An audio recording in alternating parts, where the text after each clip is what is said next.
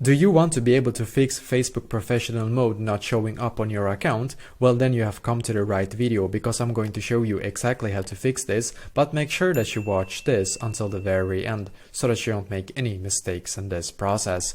So the first thing we are going to do is to go into our Facebook app. And then of course you need to log into your Facebook account. And when you have done so, then you should come to this page right here.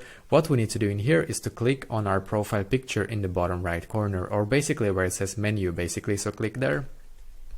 And as you can see, we're now taken here. What we need to do in here is to just scroll down.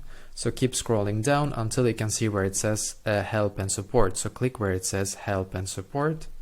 And in here we are actually going to click where it says reports a problem, because this is a problem that we actually need to report to Facebook to be able to actually fix this.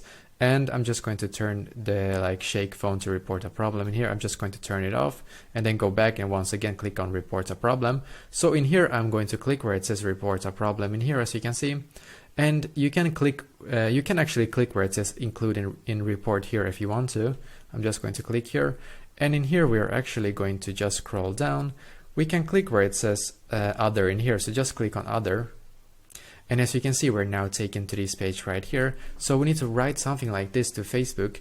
I am missing the professional mode on my Facebook account.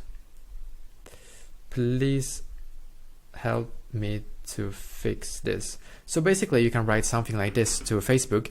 I am missing the professional mode on my Facebook account. Please help me to fix this. You can also maybe explain if this is an important function for your Facebook user experience. And if that is so, then you can of course write that as well. And what you need to do now is to click where it says send in the top right corner. So click on send.